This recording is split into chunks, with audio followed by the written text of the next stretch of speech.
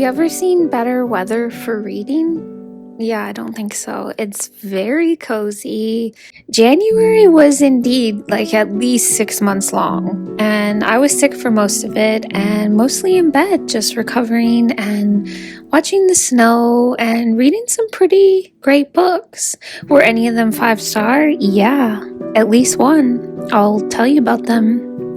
There seemed to be a through line of the past haunting the present, love of literature, preserving the past, nostalgia, change, and of course, a good old dose of some pretty depressed characters, because I guess that's my jam, at least for January. So, without further ado, let's review. Hello, testing. I never know if this microphone is actually working, but here's my tap. January was quite the reading month. Wow. First book I read, State of Wonder, Ann Patchett, 5 stars. Easy 5 stars. Ann Patchett is that, yeah. I find this book was different and amazing for many reasons, but also I just want to say I wish it had a better cover.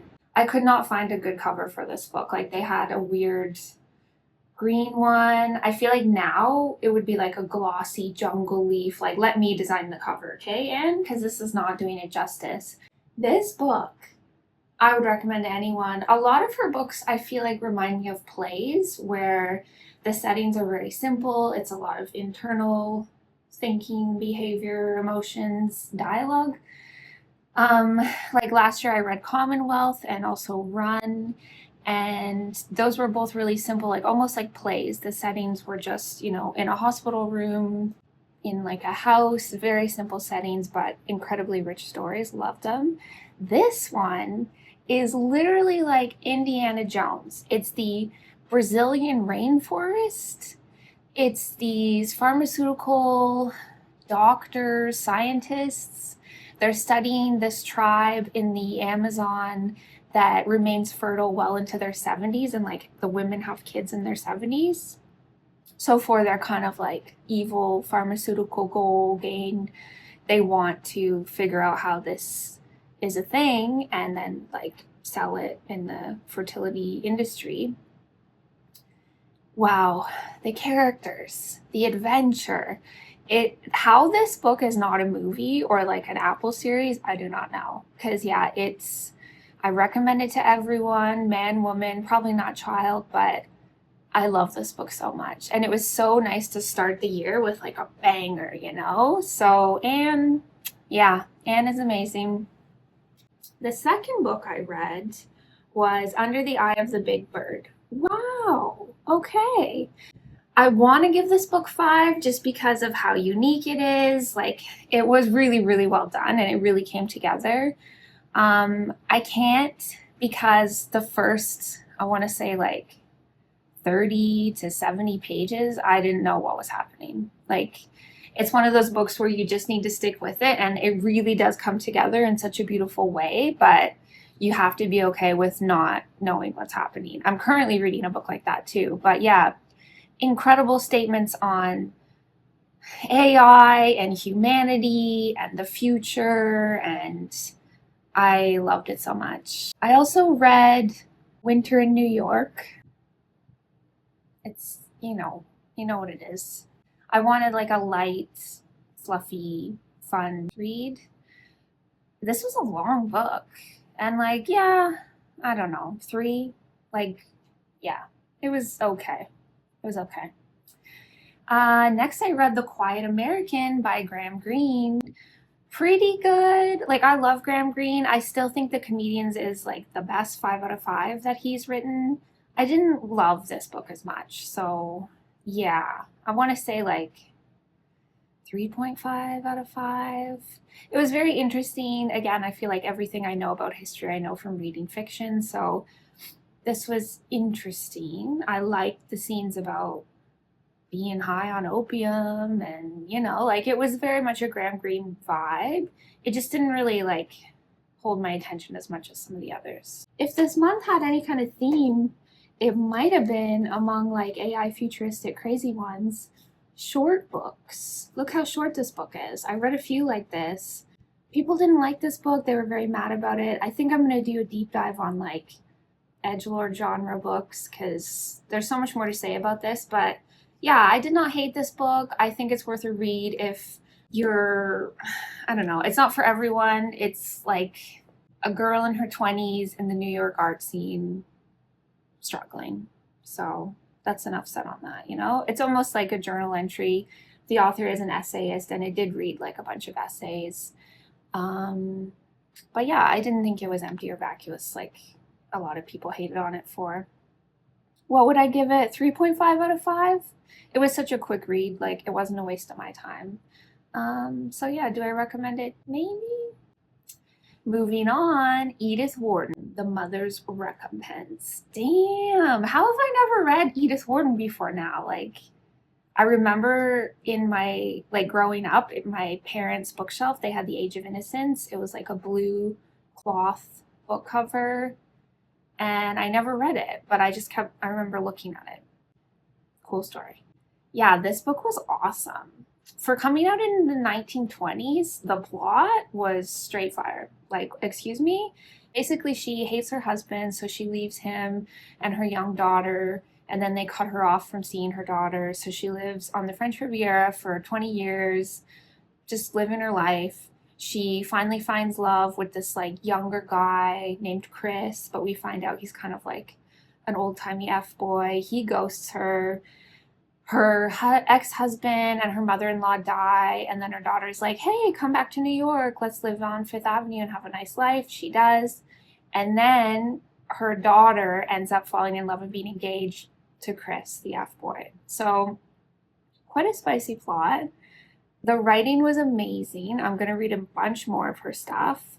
And I've said before, I just think it's so amazing that something written 100 years ago can make sense and even be in the same type of English and hold my attention and be relatable. And a lot of these books had that kind of through line in that some things are universal across time. And I really liked how some of the books I read this month explored that.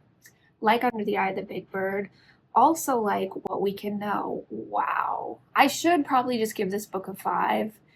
I just can't get over the fact that, again, the first like 70 pages were just like pretty slow, you know? And that's fine. Like some books need to take it slow. Like they're getting in the hot tub, it's too hot. But yeah, this was another one where like it really came together, but the first kind of quarter, I was like, is this really just going to be about a poem and a dinner party? But it was about so many things, switched it up. It switched the POV and about the preservation and importance of literature, identity. Like, I don't even know what to say about this book. I loved it. I really did. And it really did come together. And it's something I'll be thinking about for a while. What was it actually about? Great question. It kind of flips between 2012 and 100 years into the future when these sort of archivists and English literature professionals are trying to maintain a record of literature in the past like 500 years. So it's a really interesting perspective. They mine like the cloud and correspondence, and it basically centers around this poem that this author poet guy wrote for his wife, but it goes at it from all these different angles, and it was pretty good, like very creative. And yeah, again, I should probably just give in and give it a 5. It's already on a bunch of award lists and short lists for things, and rightly so. Okay, keeping with the short books again, I finally read Clarice Lispector. This was my first Clarice book. I feel like I need a PhD in Clarice in order to speak on it because there are so many experts and there's already a ton of videos on YouTube deep diving on her, but it was beautiful. The first few short stories especially really stuck with me.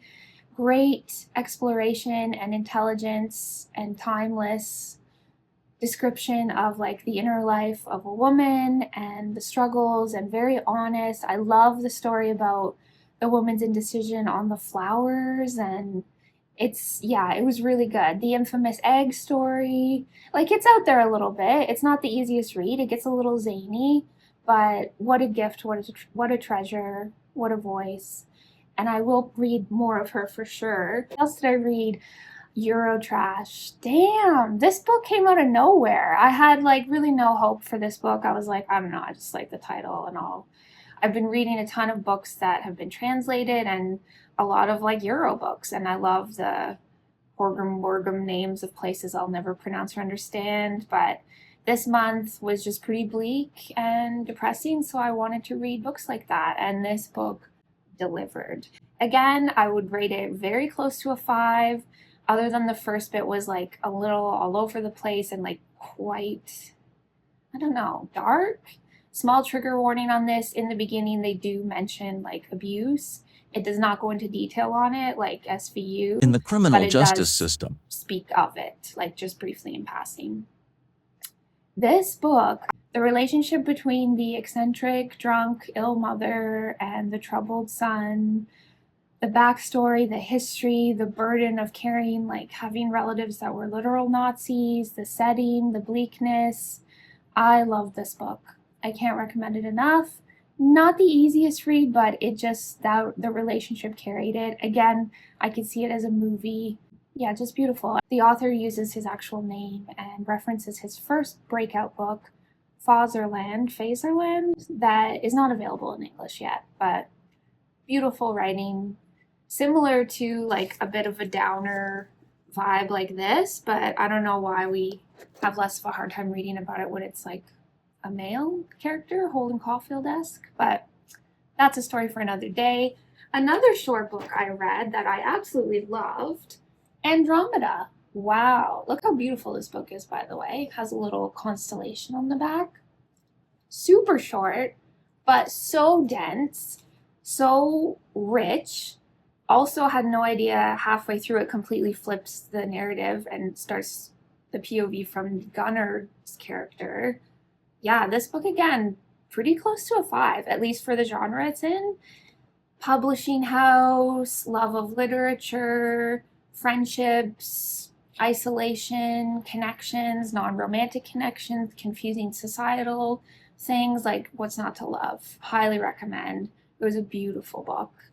Basically, this old guy, Gunner, at the publishing house, he does things a certain way with a certain romanticism, and it just talks about how all of that gets lost with like the new hires and newer generations, and this younger intern that he kind of helps shape a career for her. They really connect like across the generations, and it's about kind of how he helps shape her life and her identity. And then when it flips halfway through to his perspective, she also helps shape his. And it just kind of covers a lot of things: identity, nostalgia, connection. I really love this book. I'm sure I had a bunch of quotes to read, but I'm not remembering that now. Let me see what I flagged in Andromeda. They had destroyed everything that meant something. They had dumped everything that had gone before and continued to move forward without a care in the world. And the worst thing of all was that they could do that. Everyone got used to the new way very quickly, and before long, they all thought the current state of affairs was so much better. It does cover the kind of corporate machine vibe of like everyone's replaceable, people dedicate their lives to jobs, and you know, yeah, very, very good. And then I'm currently reading in a similar vein, which I'm loving, Discontent. Wow. Like, was this book written by me for me? Literally, the main character has my job. And yeah, I'm going to gift it to all my friends at work, basically, and sow the seeds of discontent. But it's just such a good, I thought it would be kind of heavier like Severance, but I haven't finished it, so unless it takes a complete nosedive, I am really, really loving it. Very easy to read. You could probably categorize it as like a third cousin of the Flat Earth book, or it is a bit of like that Malaysia, young woman who takes Ativan and is not feeling great, but I love it. It's so true. about office life and meetings, and has a lot of humor and a lot of heart so far. So love that. I'll probably like definitely finish it in the next few days, so it gets in under the line. And yeah, maybe it's going to be a 5 star. It's pretty close to right now. Another short book is The Umbrella. I'm almost done reading. Beautiful. I almost want to rank it higher than the Clarice Lispector, but is that even allowed? Really gorgeous short stories, similar to Lispector, about like women going through it across generations. I think this book came out in like the 50s and ever more relevant, ever more timeless. Really beautiful writing. Translated from, I think, Danish again. Basically, I'm just reading all these foreign books. I'm so worldly. And then, oh, also I'm currently reading, and I'll probably finish this month, is what's it called? The Book of Records by Madeline Time, Montreal. Hey. I think this is similar to the Under the Eye of the Big Bird and What We Can Know, in that so far it's like a bunch of disparate stories that I'm sure come together in a beautiful way, but I'm really in that first part where I have no idea what's going on, but I'm just enjoying the ride. And this is another one, I think it was nominated this year for Critics Circle Award, or it keeps popping up, so I'm excited to read it. And maybe it just came out this year, I don't know. It's pretty new. And yeah. So that's it for January. A lot of books about crazy time, things not changing, things getting lost. Anyway, the theme for February, obviously it's going to be some love books. I'm trying to learn French, so some little French ones, poetry, not like cheesy romance ones, but like obviously this looks like a Valentine's read. It has a pink cover, and this one has a lot of great reviews. This one queued up, Liquid, a love story. Maybe this, just because it's like, you know, affairs, love, sure. Maybe this, though it's going to be another, probably one of those like long but nothing reads. And then not only is it the month of love, it's also Black History Month, at least in Canada. So I have a bunch of good books saved up for that. I have this one. It's short fiction from the Jim Crow era. Looks amazing. I also have The Wilderness queued up. I think that's like the same story told by 8 different women or something. It's supposed to be amazing. I can't believe I have not read any Toni Morrison yet, so I'm finally gonna read Beloved. I also have The Negro Problem, a book I found out about from Childish Gambino on Colbert. It's the inspiration for his latest single, and he said it's one of his favorite books, so enough said. And then I also have Their Eyes Were Watching God, another book that's been on my list to read for a while, so should be a good month of reading.